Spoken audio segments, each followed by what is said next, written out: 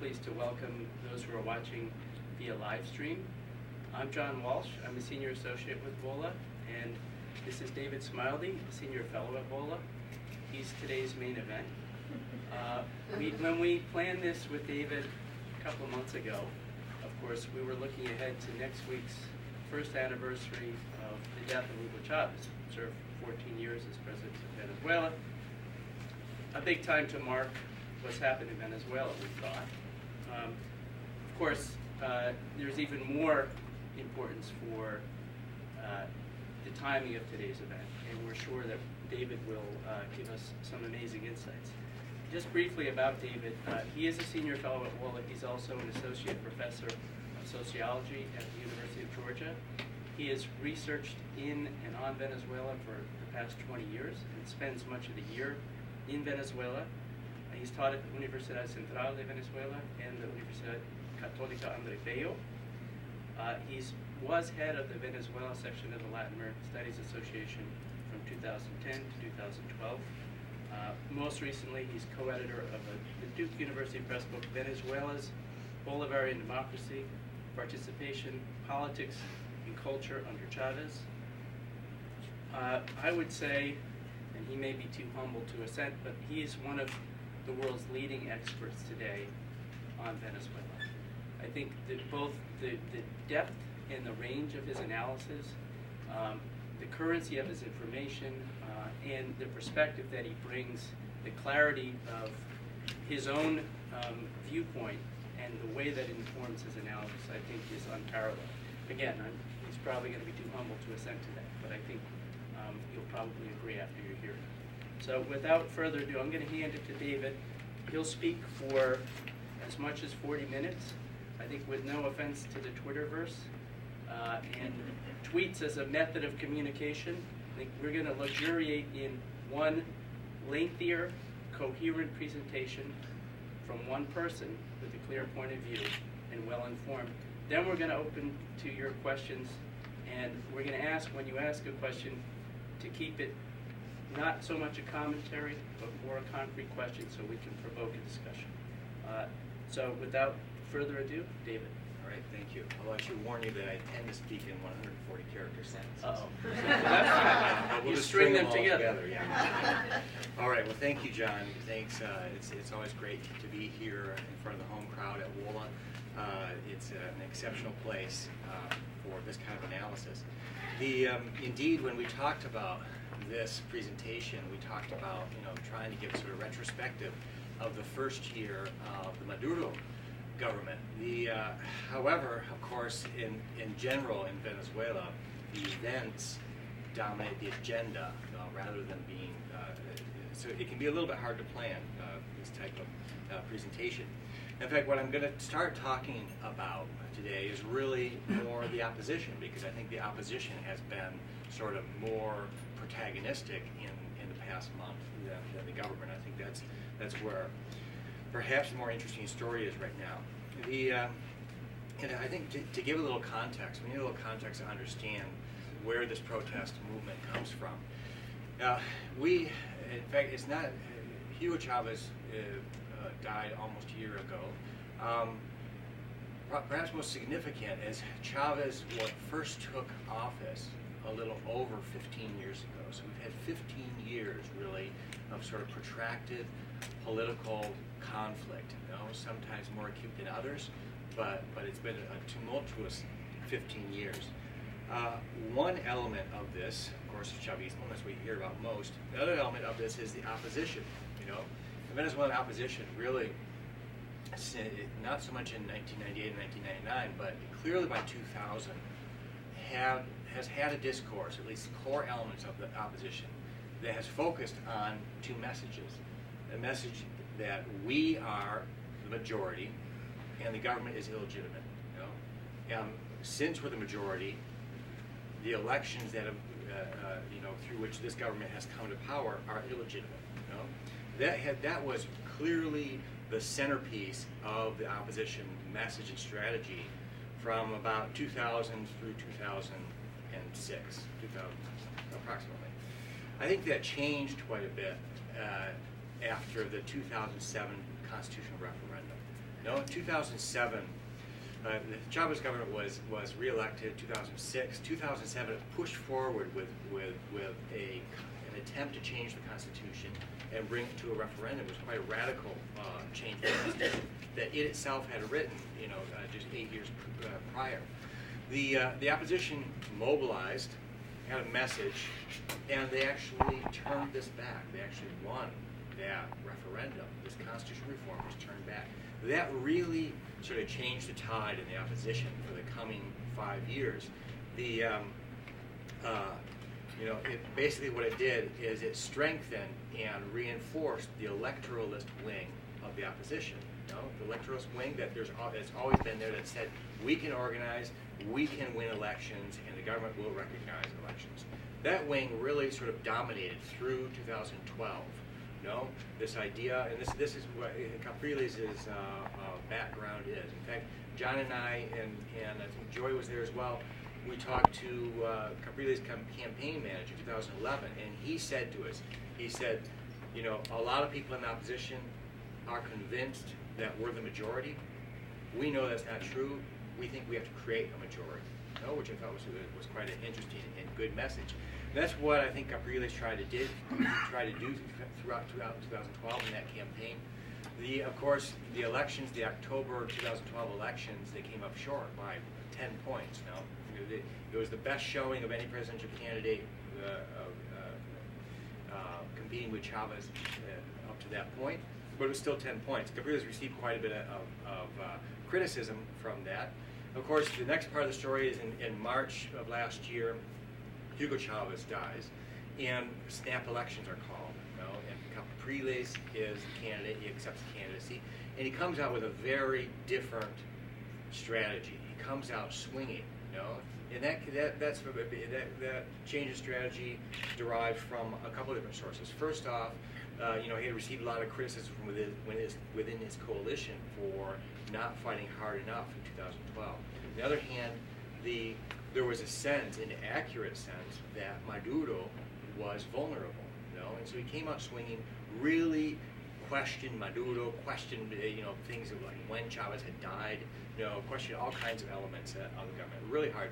And lo and behold, he almost won those elections. Maduro, who had a 15 to 20 point lead, shortly after Chavez died, ended up winning by 1.5 points. And of course, Capriles pointed out irregularities in these elections, and basically contested them throughout 2013.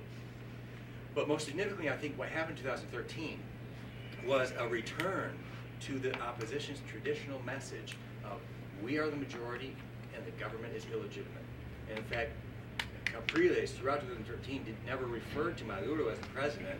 He would refer to him as el ilegítimo.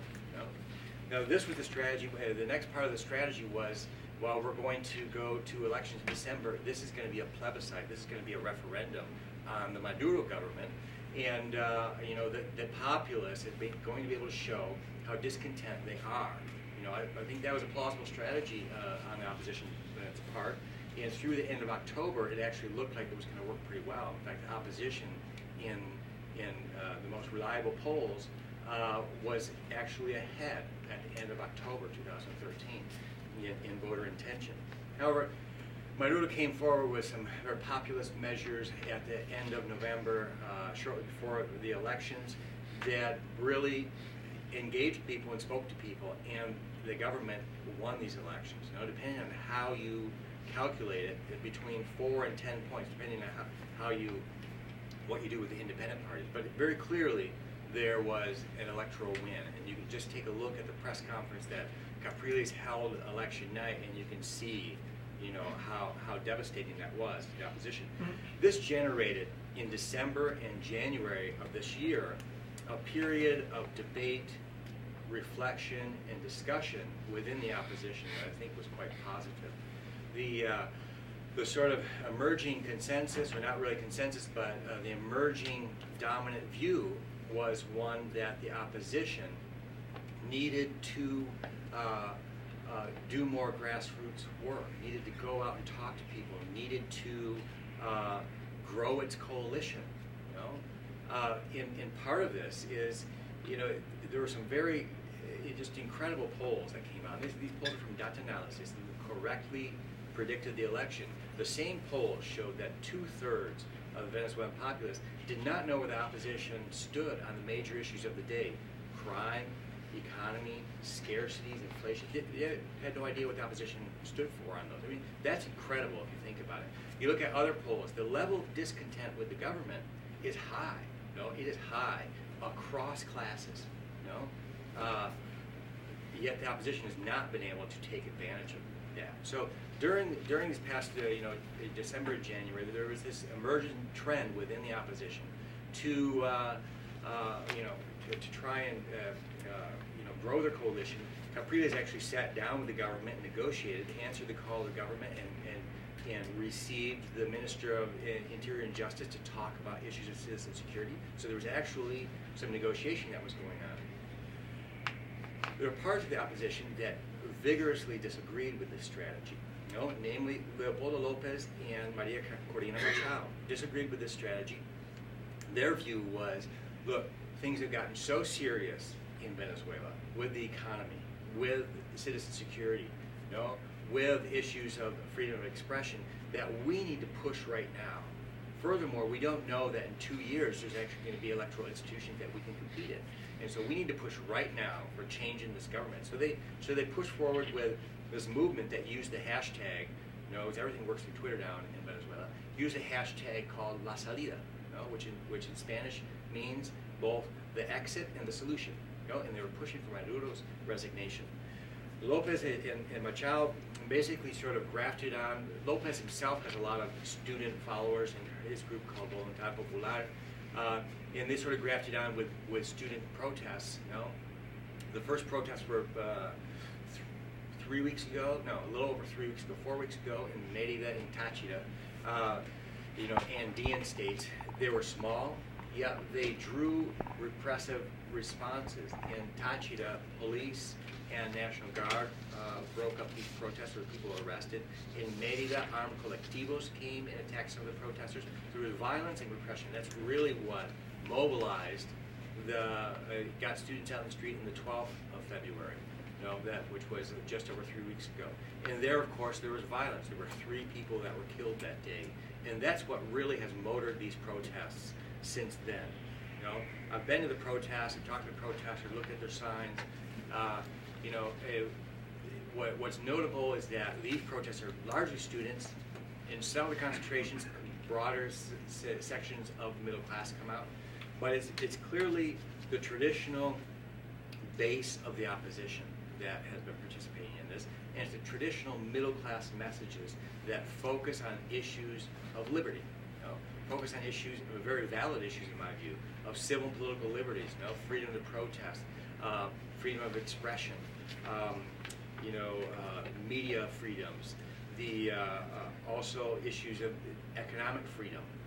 These are the traditional issues in the middle class, and this has been the focus. There's been very little focus on messages that mobilize, messages of equality, that would mobilize larger swaths of Venezuela. Messages that for example, on poverty reduction or on inequality, things like that would mobilize. There's been very, very little effort, and that's why I've said for a couple of weeks that I think the protests don't have a whole lot of potential to broaden this. I think, all in all, my overall take in terms of the opposition is that this protest movement has been a considerable, has mounted to a considerable regression. I think it's on balance negative, because it's returned them to this traditional message that we are the majority, the government's illegitimate. That, with a larger population that just went to elections less than 3 months ago, doesn't seem to wear very well. It really makes them look like they're looking for a democratic shortcut. That said, I think it's important to kind of step back and think about what the students are saying and what they're doing. These student protests are not organized from the empire. They're not organized from the opposition coalition.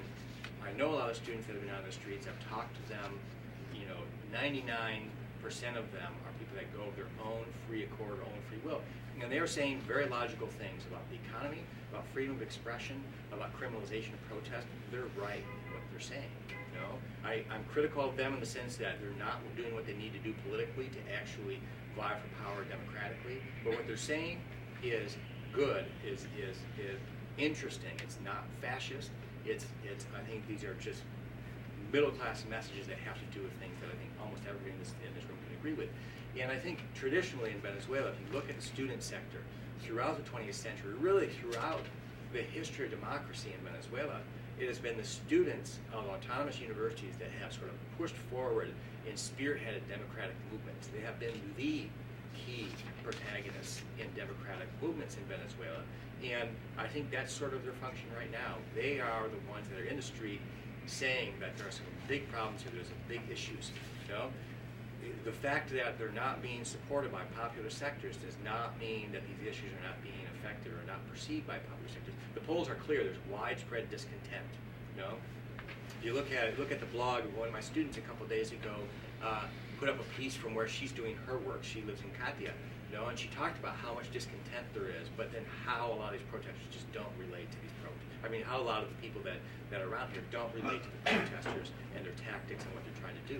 You know, so you know, I think the government and pro-government sectors would do well to really take seriously the content of these protests, because the issues are there, and if they're not addressed in an adequate way, I think, you know, we'll probably be doing this, analyzing this in the weeks and months to come this year, because it's going to be a tough year. Now, let me you know, talk a little bit about the government side. What was our original sort of idea for today?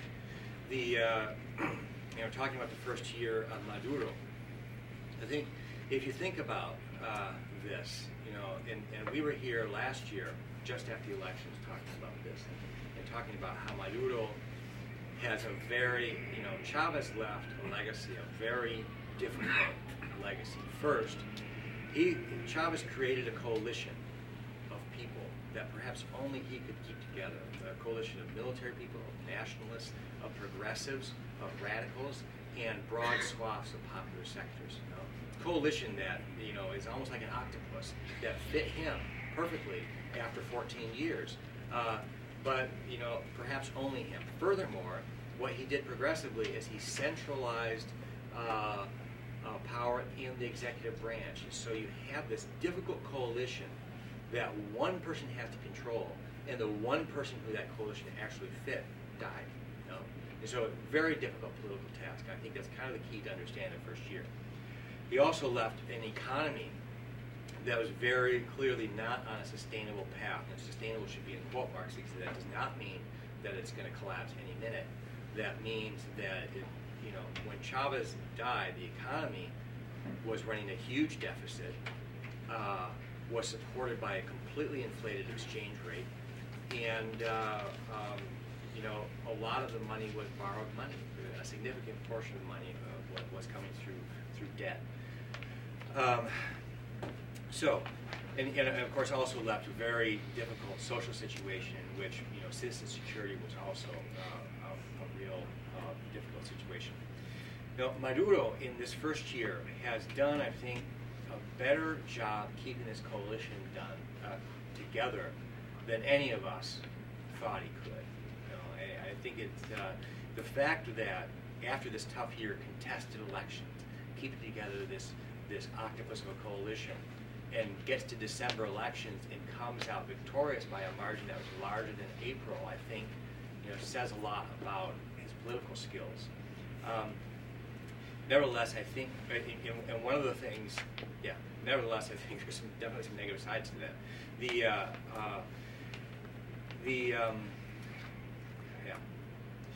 Okay, so let's just think about other elements of what he's done and sort of the costs of this. You know, the economy, I think, many of the basic issues of governance, I think Maduro has done very poorly. You know, I think the economy, if you look at the economy, you know, it really shouldn't be rocket science to have a good economy when you have high oil prices and you have the largest reserves in the world, you know, depending on how you calculate it. Nevertheless, the government in Maduro's first 5-6 months seemed pretty much paralyzed with respect to, they would talk about, oh, there's going to be some kind of refloating of the Bermuda market, never happened. There's going to be some kind of devaluation, never happened. Gasoline pricing never happens. And a lot of that is precisely because of the difficulties within the governing coalition. The insiders that I know suggest that the perceptions that at any minute now Maduro could suffer some kind of internal coup, that Dios Dallas vying for power, or that other people are contesting Maduro for power is not really accurate. People say that he actually has quite a bit of legitimacy within the coalition simply because of the fact that Chavez was crystal clear and designated him as his successor. So for somebody to try and displace Maduro would be very difficult. Nevertheless, he doesn't have the authority within the government, the authority within the coalition that Chavez did, and that's why you see a lot of paralysis within the government. Economic policy is the clearest example. There are pragmatists within the government, such as Nelson Marentes and Rafael Ramirez, and there are people that are much more harder left. For example, Jorge Giordani. And there's a real internal conflict about what way the government should go, especially in terms of exchange control. This idea of having this inflated exchange rate and that is going to control inflation is something that comes from Jorge Giordani.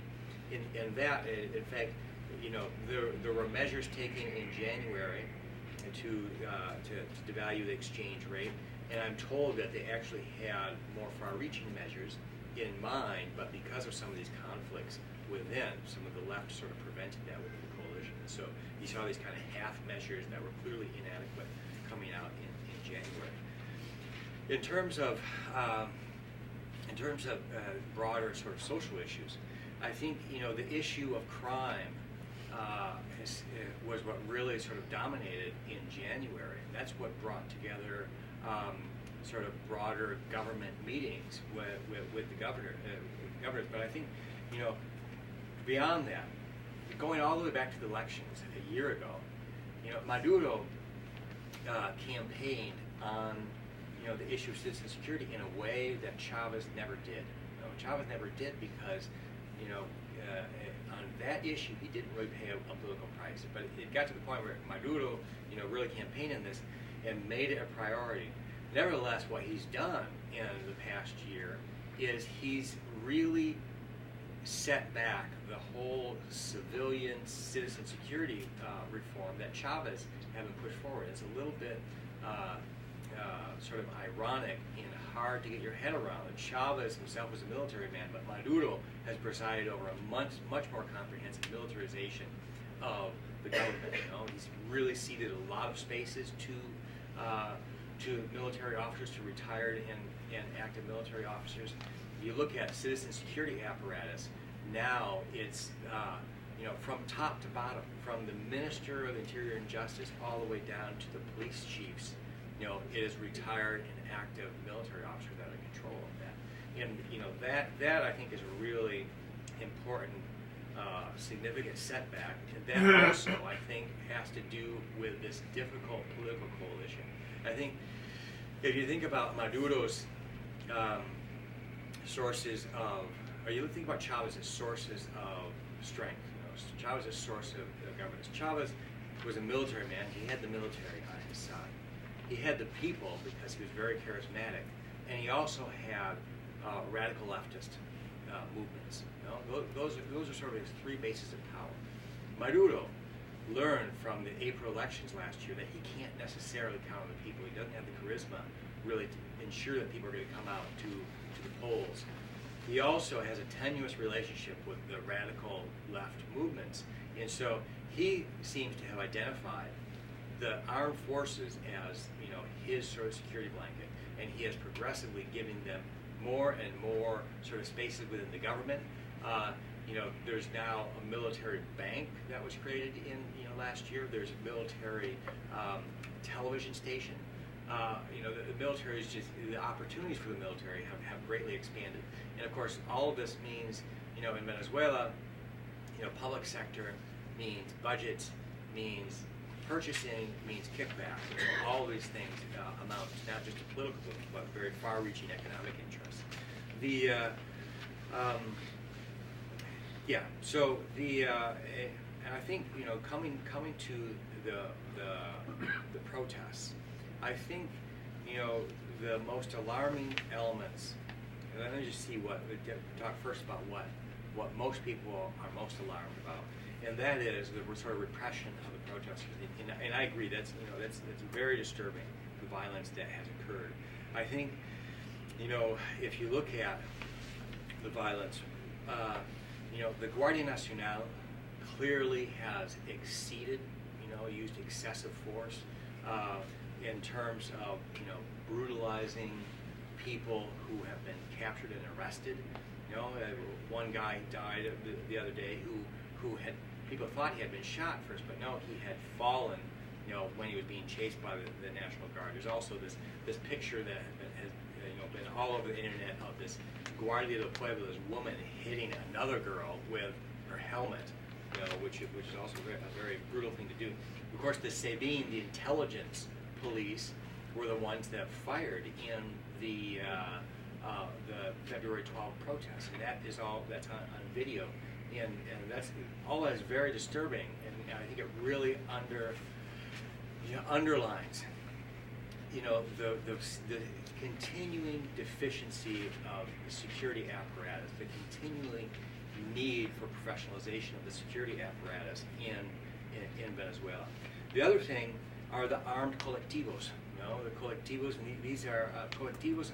Many of these groups predate Chavez. These are community groups, but also oftentimes they are armed community groups, and they will mobilize and support or go out and go to opposition protests and harass. And oftentimes they're armed and they can fire. I mean, I think the importance of these armed colectivos is actually exaggerated. Because I think there's nothing more disturbing to the Venezuelan middle class mind than the idea of armed poor people on motorcycles. I mean, it's just the nightmare image. For the international community, this is something that's always trying to figure out what's going on in Venezuela. This is something that fits within the rogue state narrative. And so it's something that's really focused on. If you look at line by line the different cases of violence people that have died, the armed collectivos are really, I think, much less of a threat than the National Guard in the state meaning. I think the government nevertheless, they're there. The government nevertheless has to get a handle on them. The government knows this. The government has said so. In fact, there were efforts to include them in the whole issue of disarmament during 2013 that obviously haven't been successful, but the government knows this and they have to get a hold of them. I think perhaps the most disturbing thing, the most disturbing thing of this past month of protest for me has been the new media situation.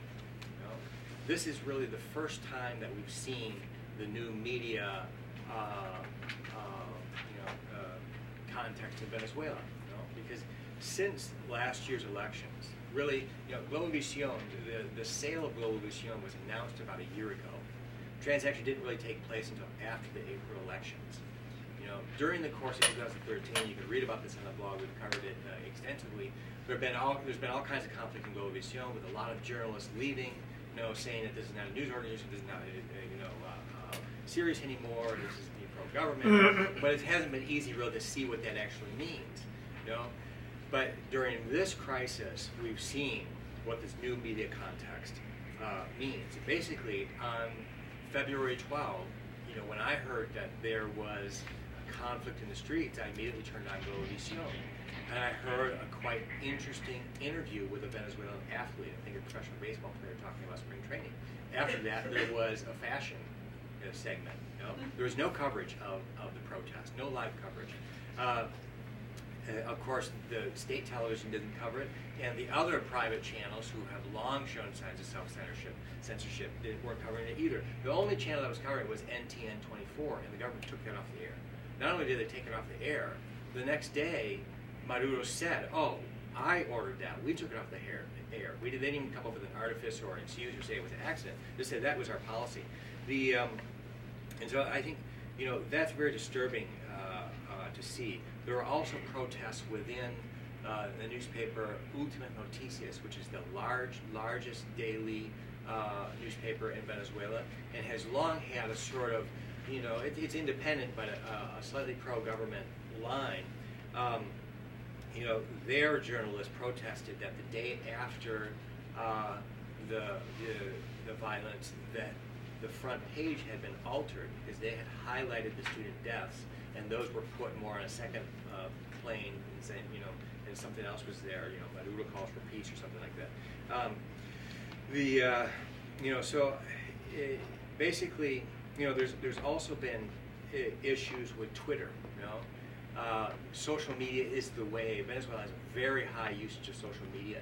Twitter is the way that protests are followed and organized.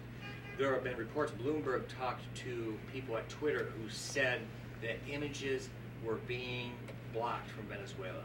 And indeed, those days, Twitter, there were times when I couldn't quite see images, but it wasn't just images, it was like the icons.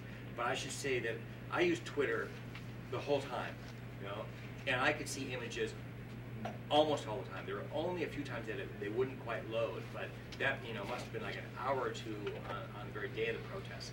In my internet connection is through state television or a state telephone company. So I think it's not quite clear exactly what happened with internet usage. I know internet usage increased by 30% on those days in really the week after those protests. So that's not entirely clear. And I should also say that it's important not to exaggerate this media context. I find it very disturbing, but it's just not correct to say, that people in Venezuela are in this media blackout. It's not true. Print media, is still largely independent. There's the issue of Últimas Noticias.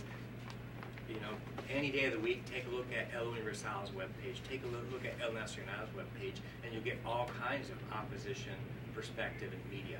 Twitter as well. If you also look at, broadcast news, which is not doing a good job covering these protests. Nevertheless, for example, Leopoldo Lopez's speech, when he was arrested, it was like a 6-minute speech. About 4 minutes of it were covered in Globovisión. They started a little bit late, and they cut out at the end. Not what you want to do as a journalist, but most of it, you could get most of it. Same thing with last Sunday's enormous concentration when Capriles talked. That was covered by both Globovisión and that was covered by Venevisión. Nevertheless, I think it's disturbing. I should also point out that Últimas Noticias, in the days after the protest, they were the ones that came out with this investigative report that really broke open the whole issue of who was the cause of the violence on February 12th. They brought together all the videos, analyzed them, and who had done the shooting. That's what really broke. That brought Maduro to recognize that Sabine agents had been there, and I think really broke open that case. And so, the media context, I think, is disturbing. It's an issue. It's important not to exaggerate this. So I think actually I'll just leave it there, and we can go for questions. Great. Thank you, David. Let's open for questions. And because we have a live stream, especially if you're in the back, if you can really speak loudly and clearly, so it can be picked up on the camera as well, so the audience not with us in the room understands the question and therefore the answer. So we'll start, gentleman right here. Yeah, thank you.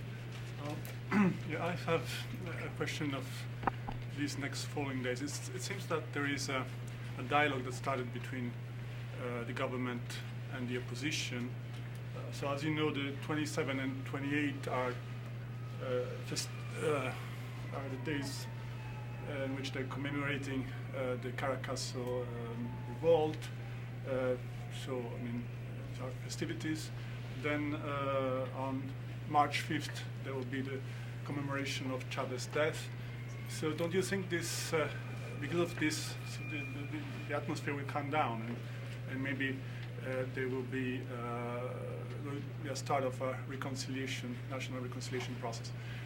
Another question that I have, it seems that according to your views, the militaries are the one that are really that have the real power in Venezuela now, because they're controlling the economy in some way, and maybe that's the problem, that's the issue. Is if the economy the economic problems are not solved, it's because the oil revenue are not managed in the proper way. I don't know. I'm wondering, and another question that I have is. You mentioned that, okay, there are some requests from the middle class. The middle class is not, to what, I mean, how much is it as a percentage of the population? Because the discontent of the poorer classes are probably are not related to human rights, they're more related to economic problems. And so maybe by solving economic problems, after all, with the help of neighboring countries, Maduro could eventually, solve his problems. These aren't just speculations, but I just was wondering what you thought about it. Yeah. Those are three big questions. So one, I'll go for it. Okay. Yeah, indeed. We put out a press release about a week ago. Calling both sides to dialogue. I think the government has made now 2 calls to dialogue. I think, and just to step back, I think a lot of this problem, a lot of what is going on, is precisely because of the deterioration of democratic spaces in this government, spaces in which people can feel that they can have their say and that they're being represented. I mean, I think basically it gets to the point where a lot of people feel the only way they can do that is get out in the streets and protest. That's the only sort of sphere in which they can have their say.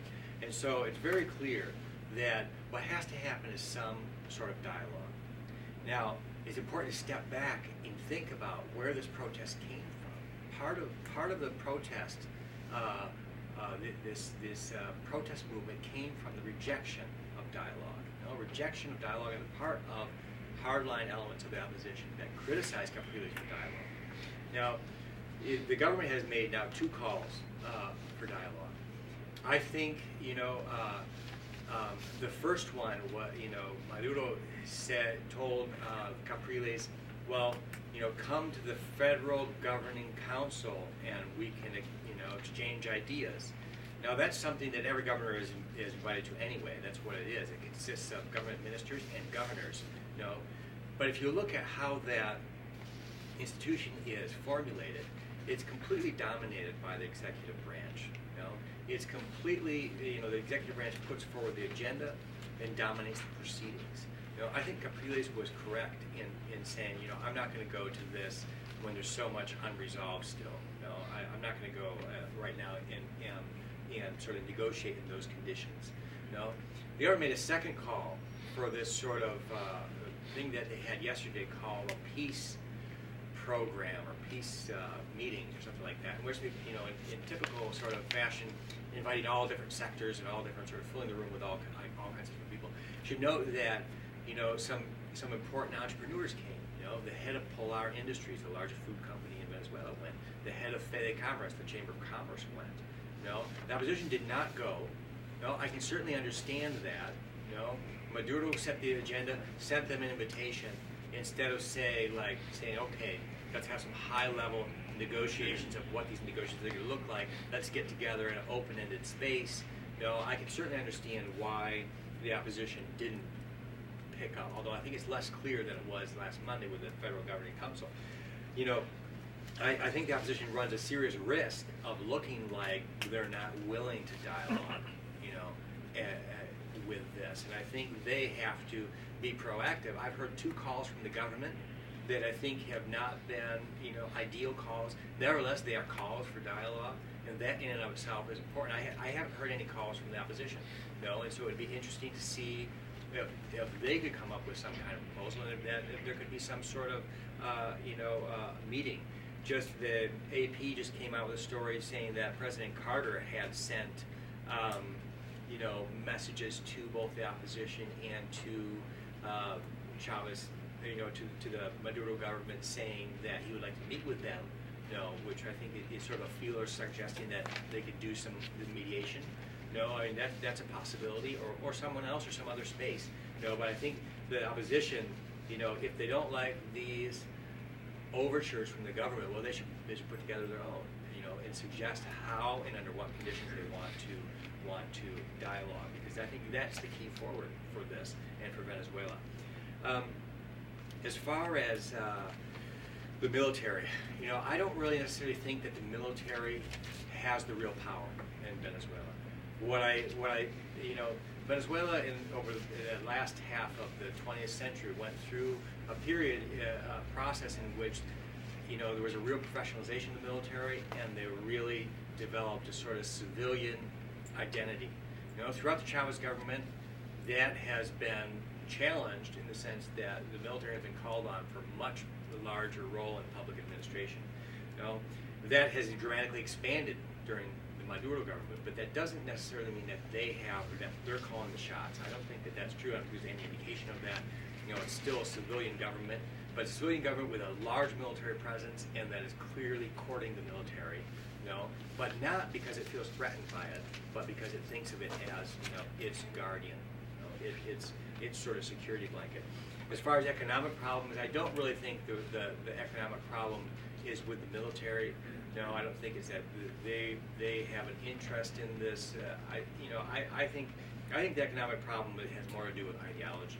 It has more about how can we do what needs to be done without looking like we're becoming social democrats or becoming neoliberals. I think that's what's going on within the government. They can do this. Venezuela is a country with a lot of resources and a lot of potential, and they can make. But I think it's just extremely difficult for them to do this. And I think that's where the economic issue lies. In terms of class, I think. As I mentioned, this protest movement has made very little effort to broaden its message. It really amounts much more to a reassertion of the traditional base of the opposition, very little potential for cross-class alliances. I think, if things were to get really bad, if there's an economic meltdown, if there's much more extensive repression, if some news comes out that Maduro ordered the Sabine to fire, which I don't think is going to happen, but if something scandalous like that, then there could be, the opposition wouldn't even have to change its message. They could broaden their coalition if things get really bad. And that's the sense that I think, Leopoldo Lopez, in a certain sense, is sort of astute. He became, this leader. He's now in jail. He's sort of this cause célèbre for the opposition. If things get really bad, well, people are going to call for him. He's the one that can fight. But if we're in the zone of electoral politics, I think it will take actually putting together policy positions. It'll take actually putting together messages. Capriles in 2012 went all around the country, exhaustive schedule, and did all kinds of meetings. He'd say exactly the same thing in every meeting. But wouldn't really come forward with policy positions. It is an unfair playing field. It's not a level playing field. But look at the playing field in 1998 when Chavez was elected. That was an unfair playing field as well. Spend a little time and watch some videos of Chavez in 1998, and you'll see how concrete his messages were. And he talked about oil policy, he talked about foreign policy, he talked about economics, poverty, water, hydroelectric dam. I mean, it was amazing how concrete he was. And you can listen to it, and oftentimes you think, oh, that's kind of, you're missing the point or whatever. You don't necessarily agree with it. But the fact that he came up with these messages, that's what made him, go from 7% support in 1997 to winning the election by a landslide. And that's the type of thing the opposition has to. There's big discontent. The opposition has to actually play politics and actually put together messages to actually get support. I mean, I think that should be the default. That should be the status quo. Of course, if there's a crisis, anything can happen, and any leader can be elected or be put in power. But I think their default is that they have to get their game together and play the democratic game. Other questions? Here in front? Yep. Thank you very much for the talk. I have two questions. First has to do with the disconnect between the perceived discontent and the demonstrations in the street. I'm not quite sure. I mean, how was that gap going to be bridged? Why is that gap? The second has to do with the economy. I just checked on the price of a barrel of oil. It's about $102. Venezuela ships to the United States alone nearly 1 million barrels a day. That's a lot of incompetence if you're losing that kind of money. That's 1 million barrels a day at $102 per barrel. Is there any evidence that it's just being stolen? Right. Yeah, okay, good question. Yeah, there is, in fact, a disconnect between these protests, and this is what you see in the media continually, that people are out there protesting because there's scarcities. And that's not really what's going on. It's not that the mother who can't get powdered milk takes out to the street in frustration. No, these are students who are protesting, and a lot of it are issues of liberty, of freedom of expression, criminalization of protest. The sort of background of this is the economic situation, and the fact that a lot of these young people think to themselves, like, what future do I have here? The economy is falling apart. This government is driving the economy into the ground. The freedom of expression is diminishing. There's crime. We can't go on the street after 8:30 at night. What future do I have in this country? And so that's sort of what's driving these protests.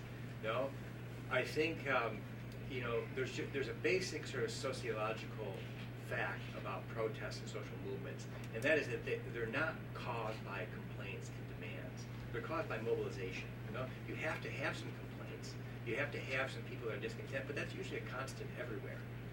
Most people who have issues don't mobilize because either they're not entirely clear of the cause, or they don't have a leadership that's mobilizing them. And I think that's what's going on with the larger population. And again, take a look at the blog piece that my student wrote a couple days ago, and she talked about all the discontent in Katia. The thing is, if you're in Katia, who's really at fault here with this discontent? Is it this government that is not competent in terms of the economy?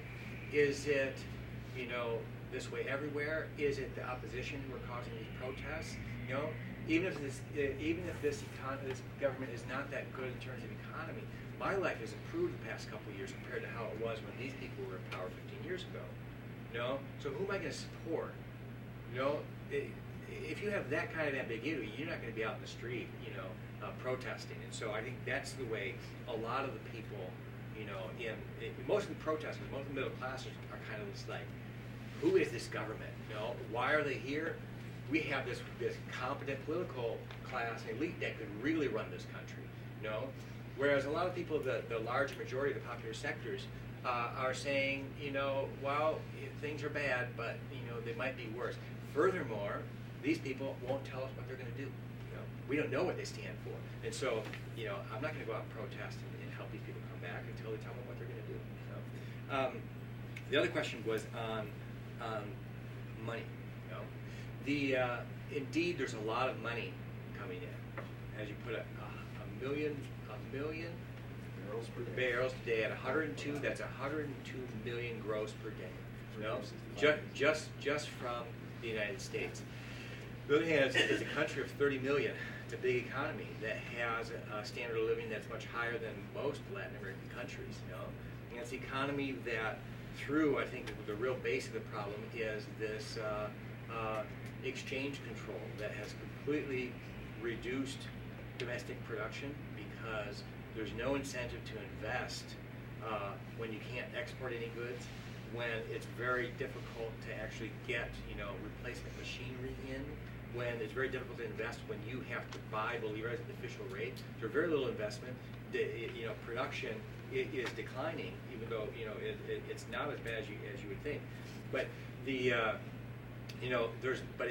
this exchange rate creates this insatiable demand for dollars, and in fact, the government itself.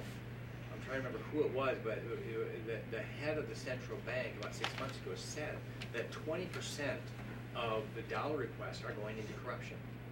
Basically, what you do is you create a fictitious company, what they call briefcase companies. You put in a dollar request. Perhaps you can get it by paying kickbacks to whoever concedes the dollar request.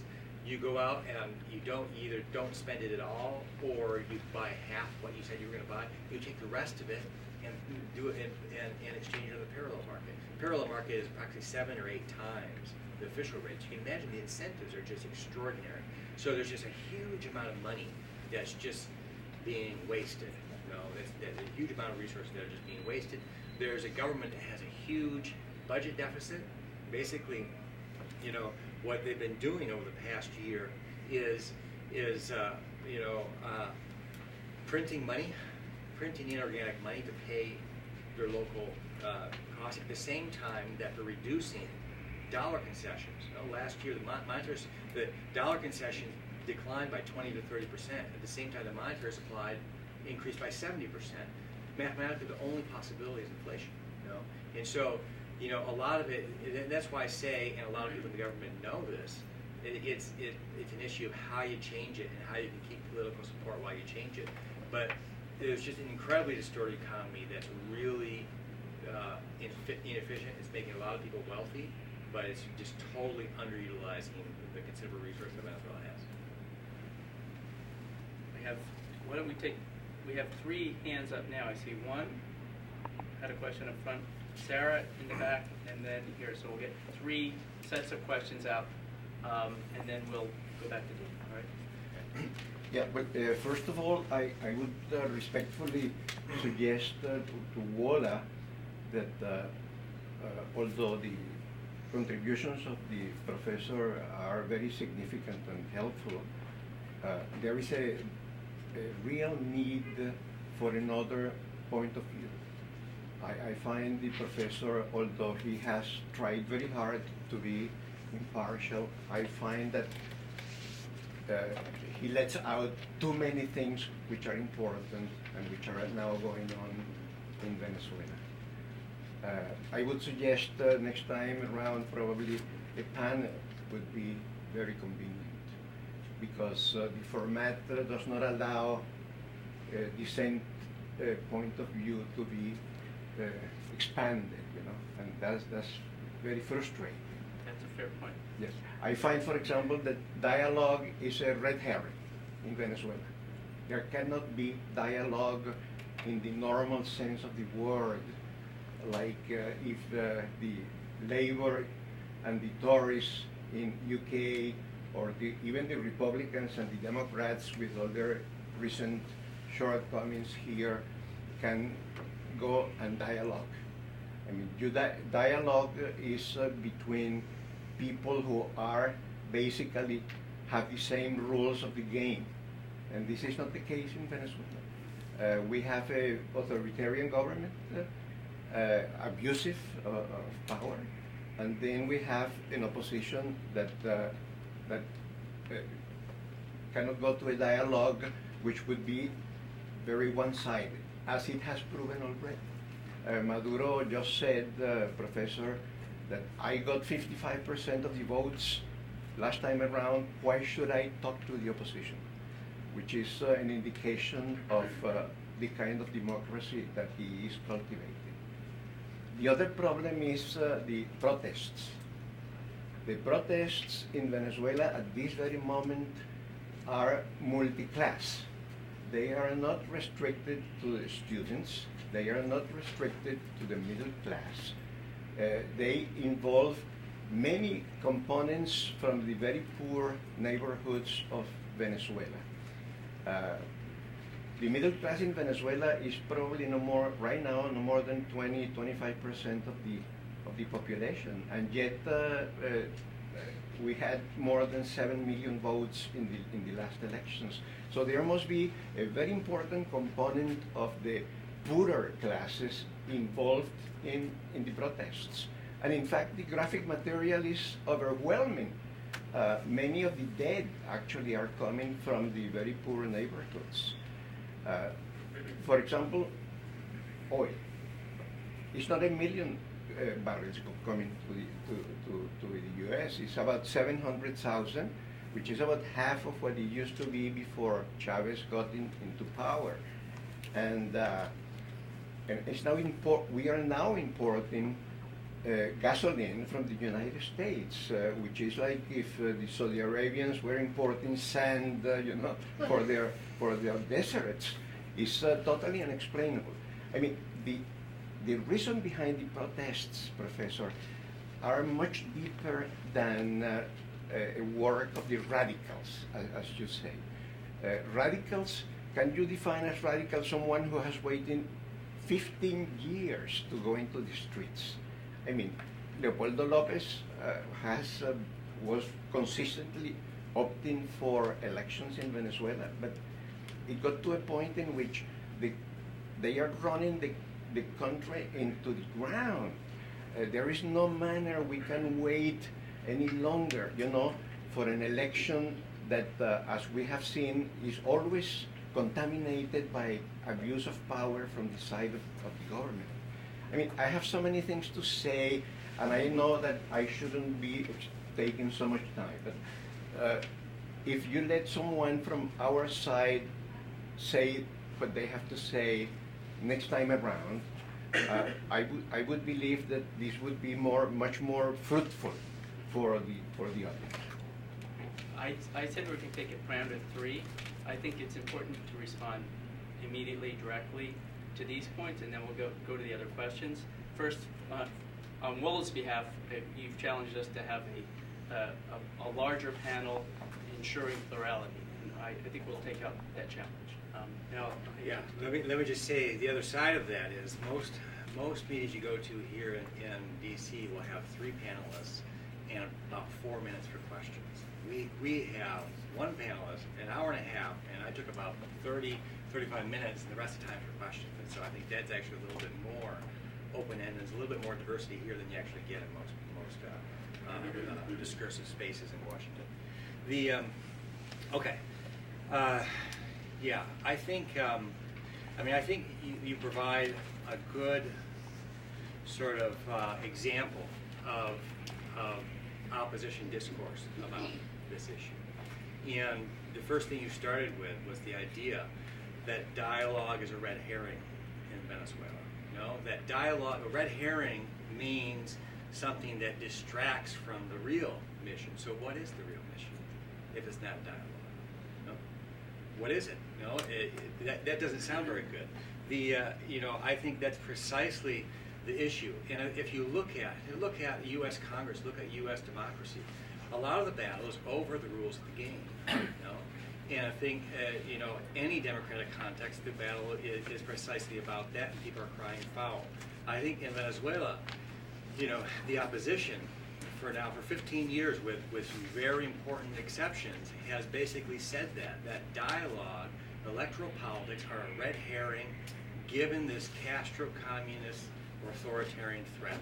And I think the result of that has been that 15 years of them progressively being marginalized from the democratic game. That, for me, is the problem. That's the problem with opposition. And I think in 15 years, especially in the past couple of years, they have, they've snatched defeat from the jaws of victory. If they had played a democratic game, put forth policy, put forth arguments, I think things would be very different, because it's a terrain that is ripe for an alternative perspective, alternative opinion, but they don't put it forward.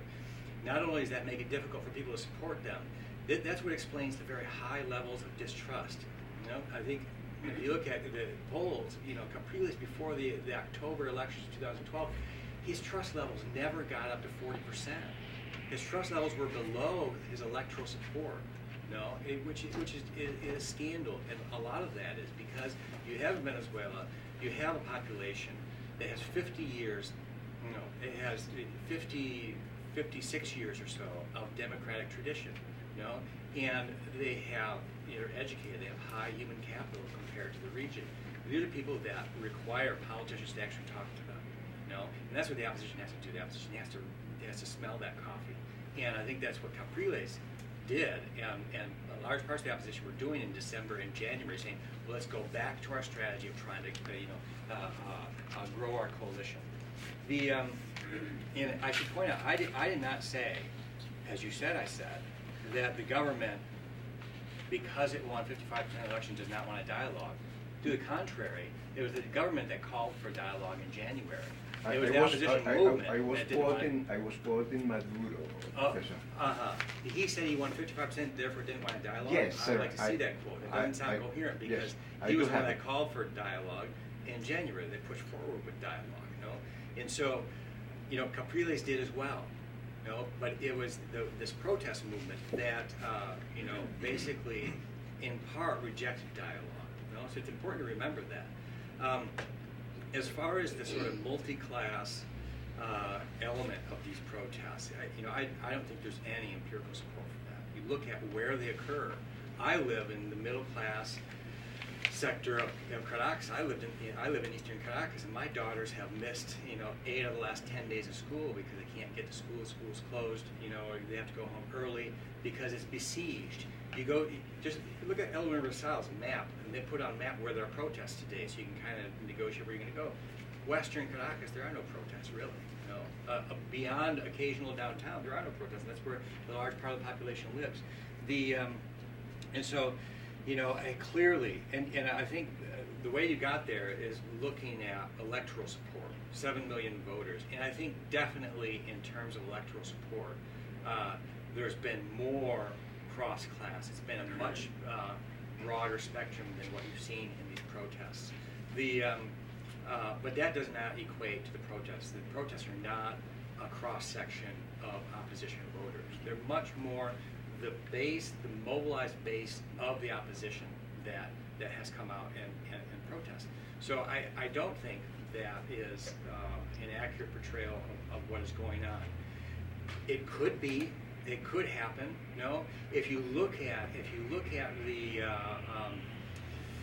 the polls and the discontent there is in the population, indeed, people in popular classes, it's still class, it's still a strong correlation with class, but there is a lot of broad discontent, but the opposition has not spoken to these people, has not made messages for them, and I think until they do, it's going to be very difficult.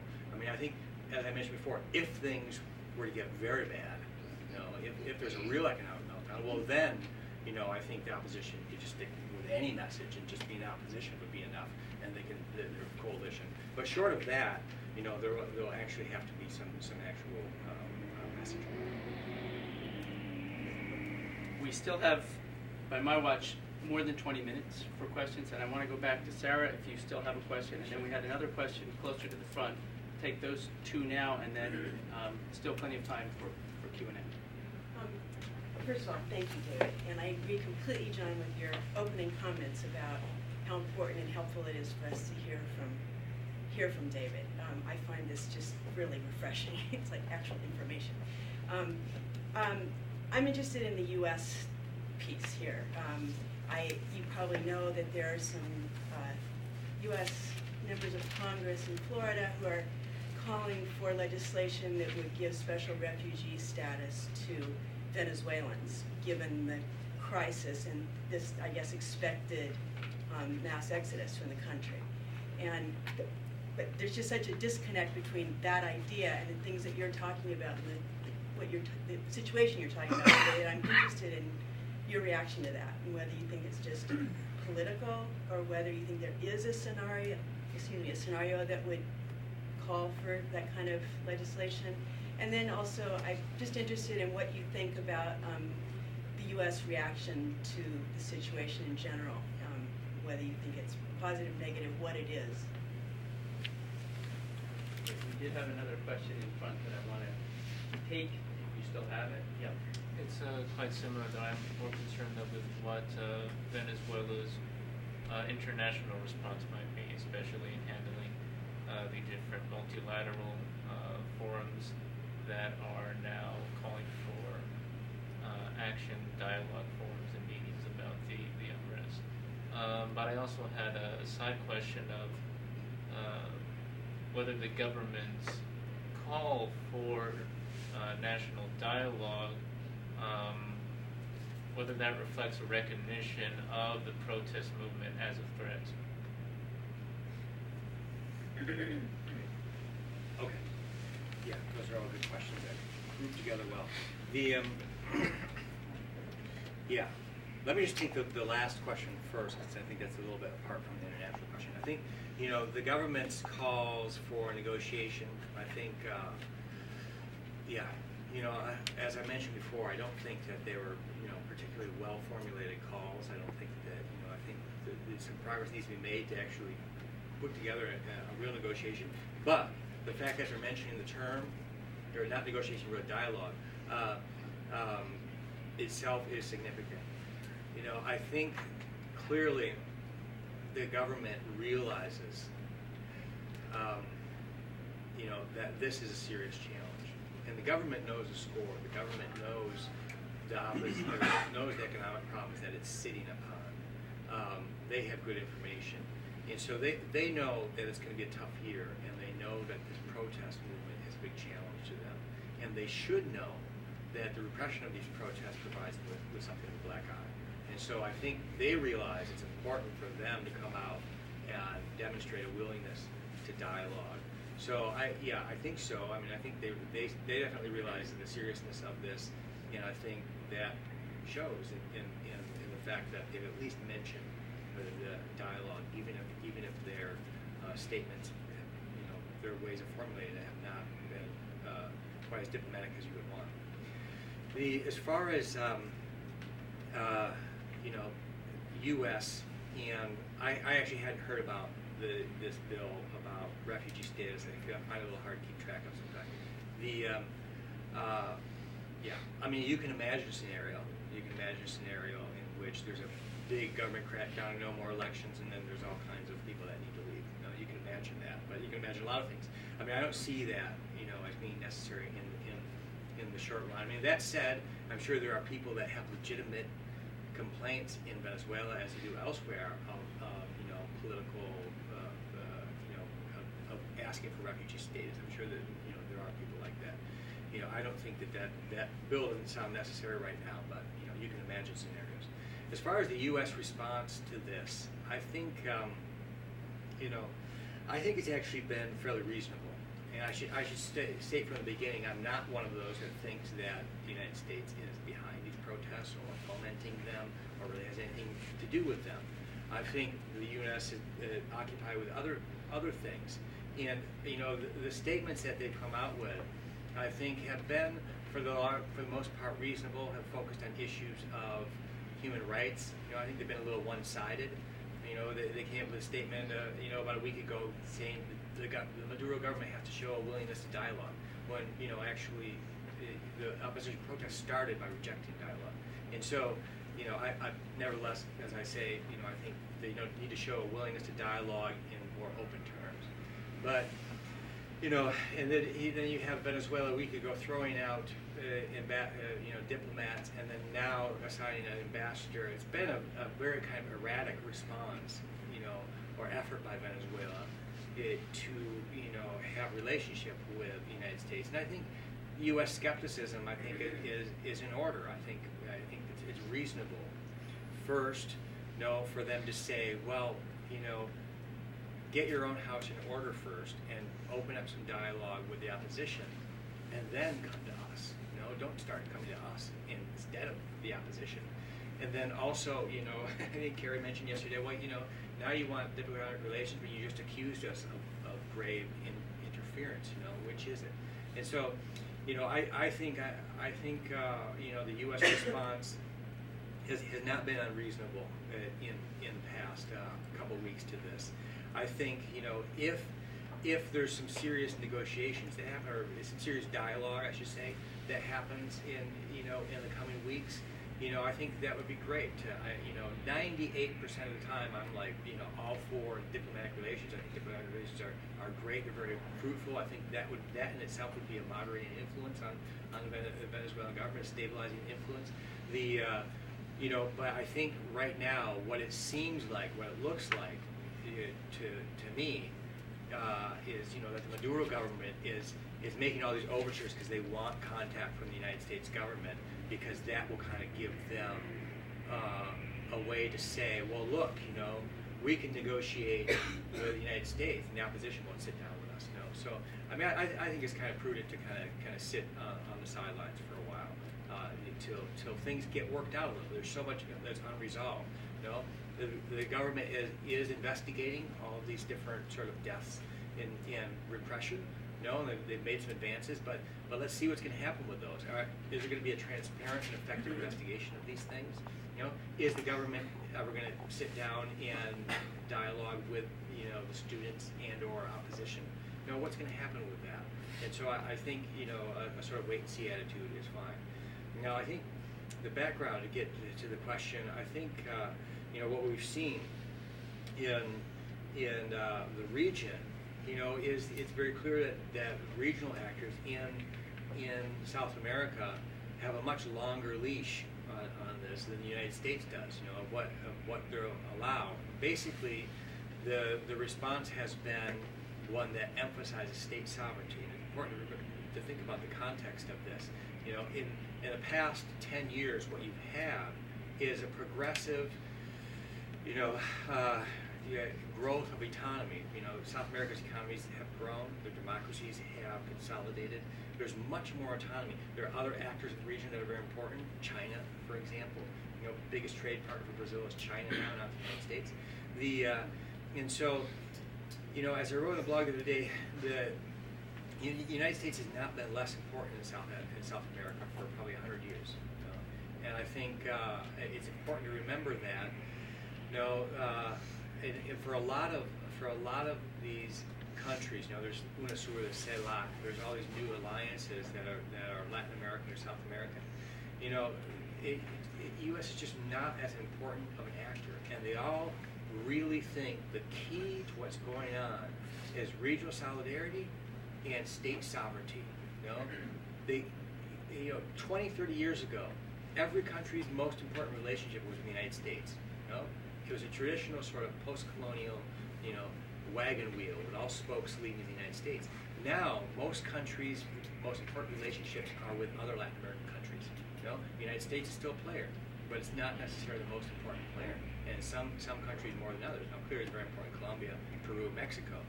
But Venezuela, Brazil, Argentina, much less important.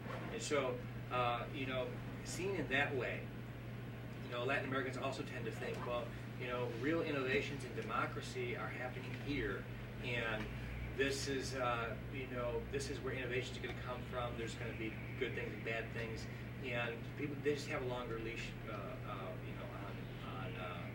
what happens in Venezuela. That said, I think the Venezuelan government knows, and the region knows, that what has been happening is not good, and I think Venezuela has a sort of black eye from this. I mean, I think that explains the fact that they've mentioned dialogue. I think that explains the fact that after the terrible media situation of February 12, you've actually seen sort of more of a reassertion of some of the media. No, I think they realize that the regional leash is not infinite, and they're not going to let Venezuela, they're not going to stand by as Venezuela becomes a dictatorship. But they have a long leash, I think, definitely. Great. If we have people who haven't asked a question, then we'll get back to someone who has. Yeah, way in the back. My name is Jose Eduardo. I'm a journalist from Venezuela. I'm sorry if you commented during the conference. I couldn't hear it completely. So what do you think about Táchira Governor Dilma Mora, who changed positions so radically, in such a short amount of time, in favor and against his party, the government? Right. Yeah. Is there another we can add? I thought I saw a hand in the back too. It's not one up here in the front. I do believe also in dialogue. but I think that I have personal experience in Venezuela. I have family in Venezuela. So when I try to talk to my family about dialogue, they don't believe in dialogue, as you mentioned, sir. Because I don't think there is a strategy for negotiations, honestly. I also agree with both of you. I do think that opposition or the people that are in the streets, they are divided. I don't think they think they have a leader to negotiate. They are more passionate about it. Just they think that's the only solution, just to keep going on the streets without talking. So my question would be, what sort of things do you think they should talk, or what things they should try to agree on? Because I don't think the government will agree on going on a referendum again or resigning, and I think those are the things that people are asking for, right? The resignation of Maduro or the referendum, which I honestly have a problem because it's either one or the other. I don't think just throw it and make it to decide that. So it's just a common question. I'm sorry, what? Either one or the other what? It's for me. It's one or the other. Is it the resignation, full resignation of and then go to elections or a referendum? Right. The reason why I bring it is because the other day I went to, as well as a presentation of student here, master's degree, and then here in Washington, but he was part of the Leopoldo Lopez party, so he kind of represented, and he kept saying, we are unified, the position, we are unified, and we want to just stop the violence, or a referendum, or the resignation. And I do have a problem with that. I'm sure you can elaborate more on what sort of things need to bring in on the dialogue if that goes on. Right. Okay. Let me just take those in order. Well, actually, let me just take them in opposite order. I think as far as negotiation, dialogue, I think there's a lot of space for dialogue. It's already occurring on issues of citizen security. That's the biggest issue, the number one issue in citizen, political citizen. That's what really, really messes life up in Venezuela. I think in terms of the economy as well. I think the Maduro government, could go to negotiation or could go to the dialogue and talk about the economy, and that could be a cover for them to sort of make some needed reforms. I think there's a lot that could be done on issues. Just dialogue. I mean, just talking about these things, I think, opens up a little space for some changes. I mean, part of the problem is that these spaces for dialogue and negotiation are just reduced, and that's why people hit the streets, and that's why a government can become so endogenous, and that's why it can be so hard for it to change, and avoid really, really bad policies. I think, the referendum issue, resignation. I think, why would Maduro resign? He was elected less than a year ago. Why he was just his coalition was just supported less than 3 months ago. Why would he feel, it incumbent upon him to resign? The referendum, actually, there's a figure of referendum in the Venezuelan Constitution. The problem is that's 2 years from now. And so this is precisely what Capriles and others said, is that, well, we have to do well in these elections, and then we have to, grow our coalition, push for a referendum, and go and turn this government back. I think that would be a better path. Because just pushing it just seems like, I don't know if you use this in it seems extemporaneous. It just seems, or as you would say in Venezuelan Spanish, it seems like an ex abrupto. And I think the opposition is divided because a lot of the opposition thinks that as well. And this was definitely sort of minority track within the opposition. That free protest movement has come to the fore. As far as Vilma Mora, I think that was, one of the sort of most interesting episodes in the past week or two.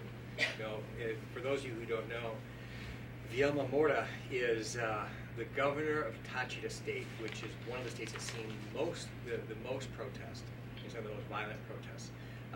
He's somebody that's been with the government from the very beginning. He's always been known as one of the most reasonable people in the government and very efficient, not corrupt.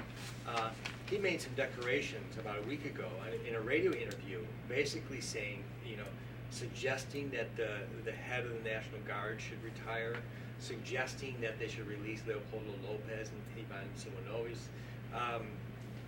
suggesting that there had been excess of force, suggesting that the students were making some reasonable demands, and all of this, immediately suggested that, there were cracks in the coalition.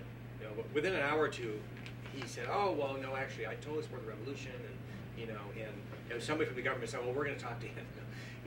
And so, all of that, I think it's important not to think of this in terms of individuals, but I think of it in terms of sort of discourses and coalitions that has a sort of definition of the situation, and a policy, and you start to get fissures, and you started to get that fissure, this crack in that opposition, or that government discourse and policy position. It was sort of quickly repaired, but nevertheless, it's out there. And I know there's many other people within the coalition that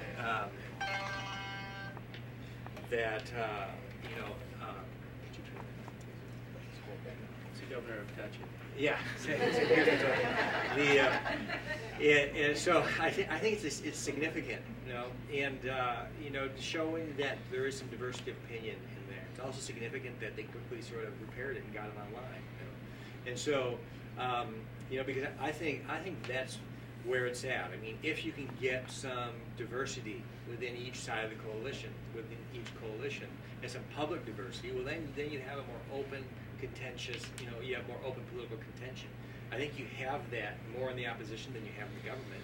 I think maybe that's kind of typical, but I thought that was a very interesting episode. I'm not sure what it means, but it clearly, I think, shows that the government coalition and definition of the situation is not watertight.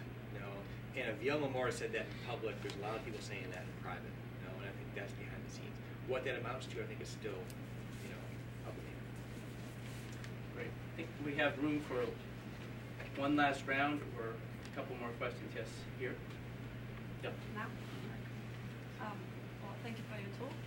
And I was wondering, you just mentioned that the world is in transition, so international relations or the importance of, regional focus is in transition. So for Latin America, the United States is not as much important as before. Then do you think there is any international organization for the Western Hemisphere, for Venezuela or the Venezuelan government to leverage the situation and then get away from this trouble? Do you think there is any possibility? And if so, which organization would be the most favorable one for Venezuela? Yeah, I think it's a really good question because we're in this sort of transition moment.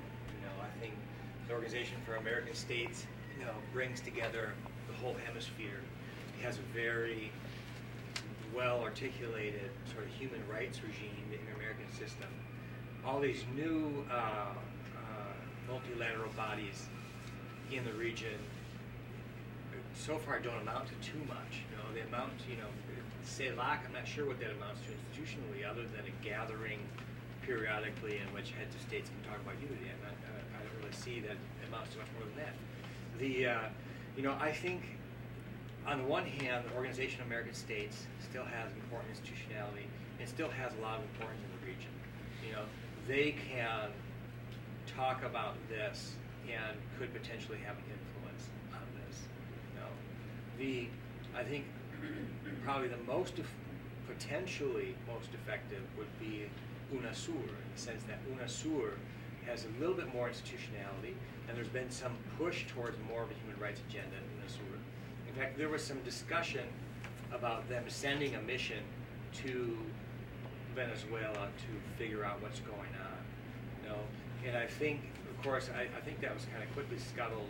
There's not clear institutionality there that could really do something. You know, UNASUR sent missions to the elections, you know, the 2012, 2013 elections, and you know, they were sort of these accompaniment missions that didn't really have the power to observe. You know, on the one hand, on the other hand, I can see, you know, those mechanisms having a little bit more power if things were to get really bad. You know, if there was to be real conflict, I think they could have some power. Brazil and Argentina through those mechanisms. You know?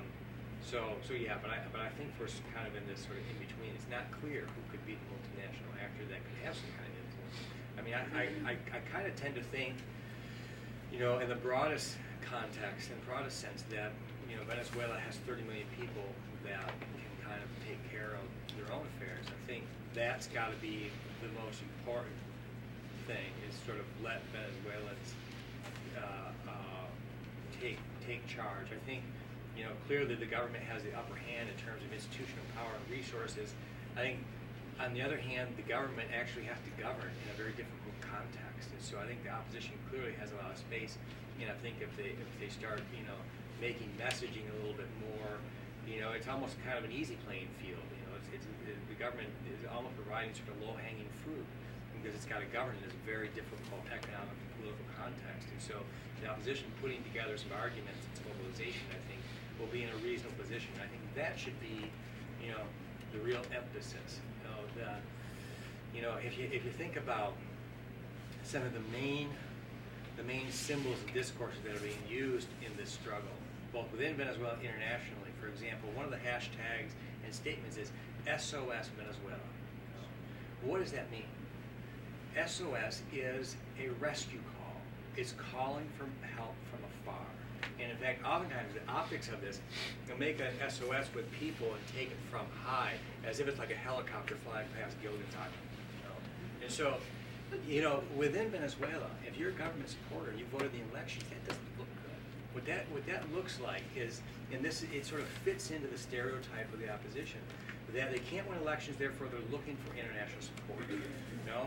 And I don't mean to belittle the students' protests or, you know, the international solidarity, because they're serious issues.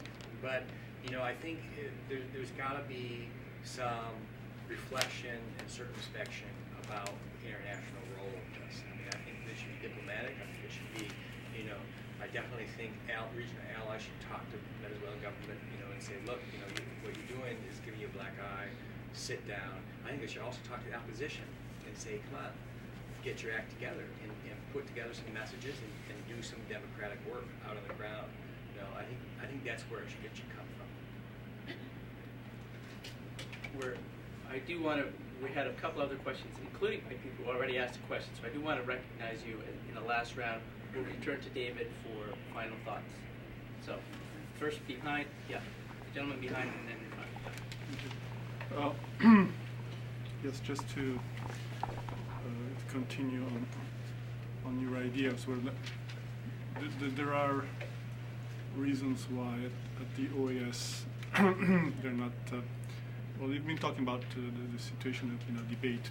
But it's more a forum that is followed by medias and then can be instrumentalized in some ways.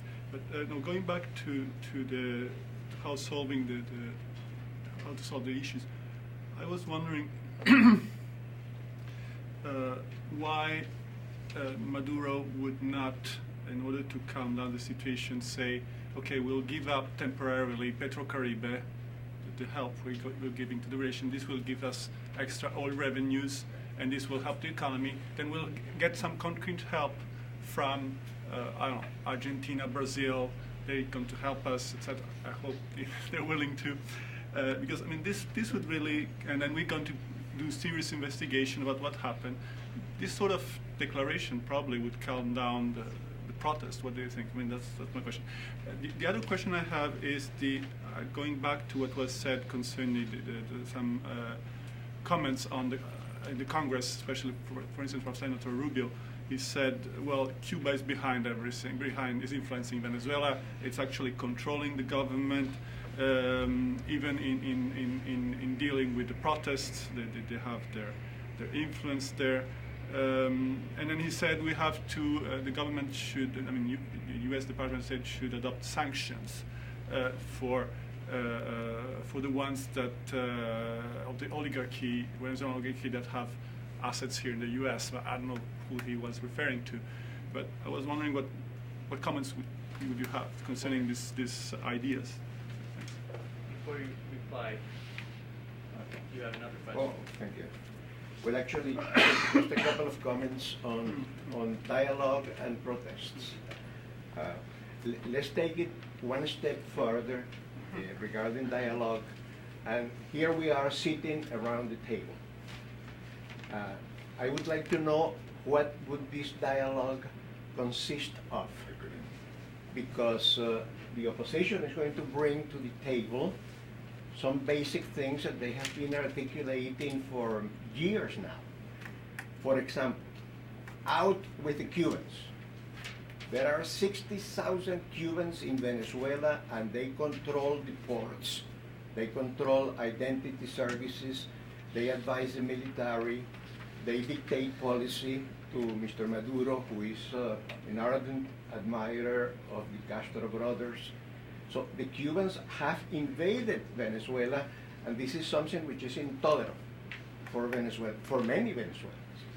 Second, cease the handouts to ALBA and Petrocaribe and to Cuba. We are giving Cuba more than $3 billion per year in subsidized oil, and we have given oil to Mr. Morales and Nicaragua's Ortega and Jose Mujica in Uruguay, etc. Cease that because Venezuelan, this is being done at the expense of the Venezuelan people. We are giving away maybe 10 or 12 billion dollars per year. Cease, fire the whole management of PDVSA because we can document that they are inept and they are corrupt. We cannot have the main Venezuelan industry in the hands of inept and corrupt managers. Stop exchange controls. We have had exchange controls for 7 or 8 years, and this has been a disaster. But Mr. Giordani says the day we stop exchange controls, everybody will take their money out of Venezuela. Of course. It's like putting a chastity belt on your wife because you're afraid that the wife will be unfaithful. It doesn't work. The narco generals have to be prosecuted. They are known all over Latin America, the names, maybe 5 or 6 narco generals who are, by the way, the ones with the power in their hands in Venezuela. They will not surrender power. So replace the Electoral Council, which is totally co-opted by the government, and the ombudsman and the prosecutor. Now, can you imagine, Professor, that with this group of proposals, the government will say, yeah, we agree. Agreement would suggest that they actually stop there being a revolution. Their ideological castle comes crumbling down. So that's why we say there cannot be a sincere dialogue. And coming back to protests, you say, well, there are no protests in Katia. There are protests in Petare. There are no protests with participation of the poor. Actually, the poor move from Katia to Altamira to join protests.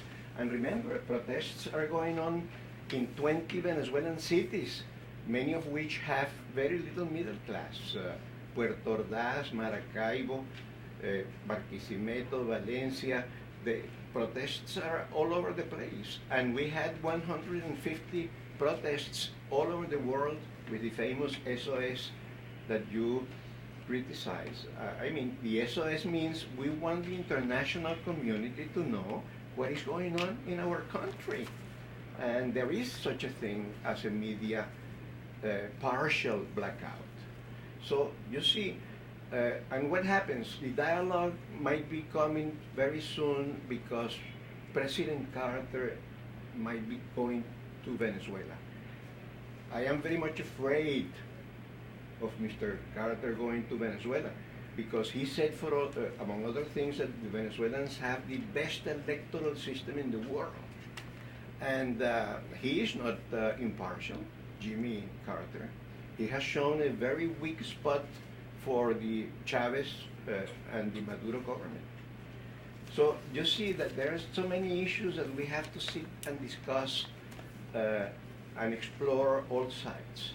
It's not as simple as it looks. Well, that's another bit to respond to. Yeah. So, All right. And you don't give me mic. so David, you have the floor, and you can respond and also wrap up. Okay. Yeah, I think Thank you. that'll do. Yeah, I think your comments on Petrocaribe and the issue, the amount of money that goes out in terms of Petrocaribe, I think is. And Cuba. I was responding to his comment. I think is central. I mean, I think that's really important. One of the issues is that a good percentage of the oil revenue, now either goes to Petrocaribe and there's Petrocedeño. There's all different agreements, as well as to pay off loans from China. And so that's why there's fewer dollars coming in. And so, in fact, there has actually been, in December, there was actually some movement to reduce the terms of Petrocaribe, to charge higher interest, reduce the terms. In fact, Guatemala said, well, they don't want to do it anymore. It's not really worthwhile. So there has been some movement. People understand that. I think there should be some more movement on that.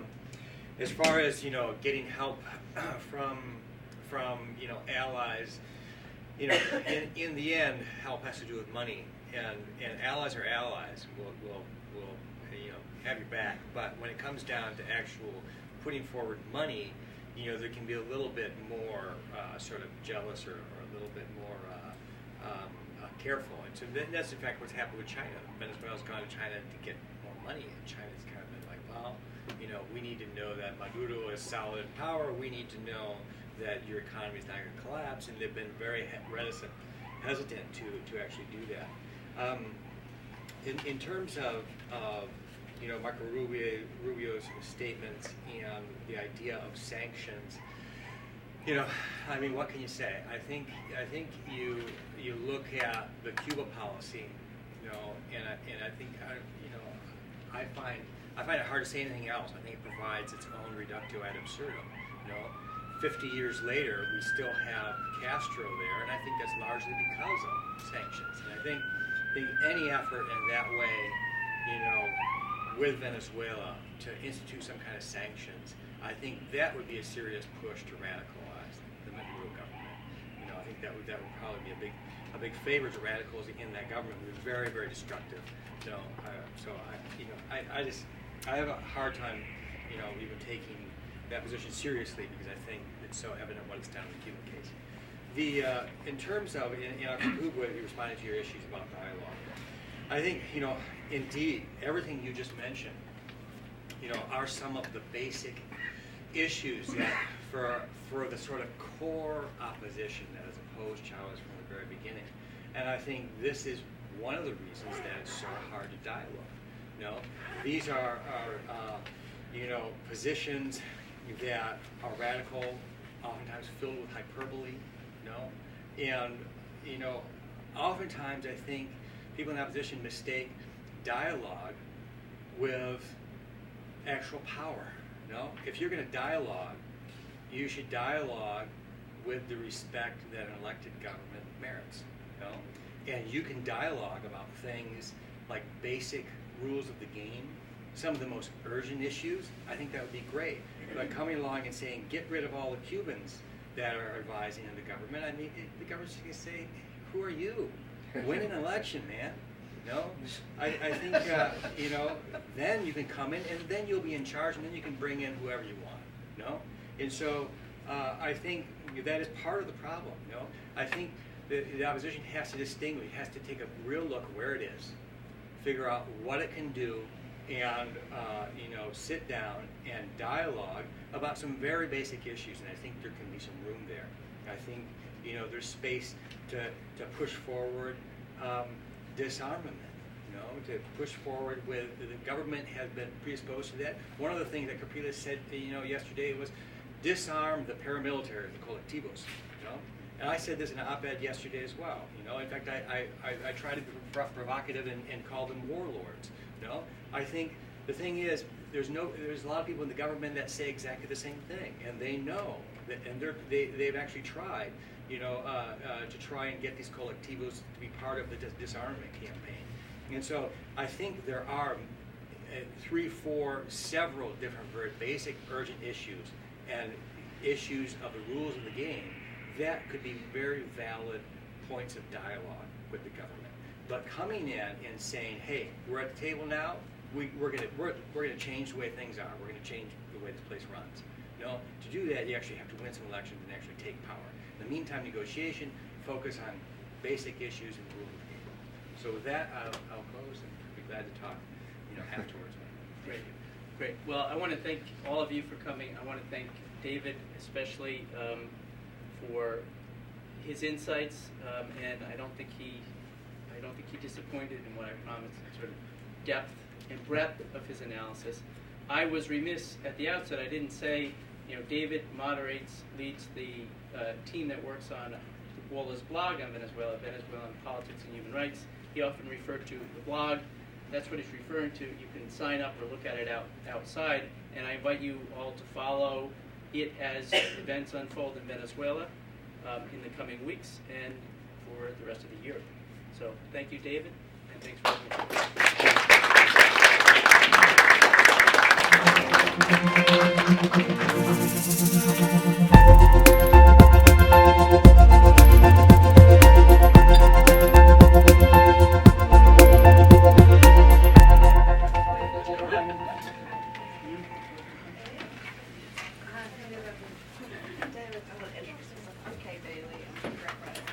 Okay, all right. Nice to meet you.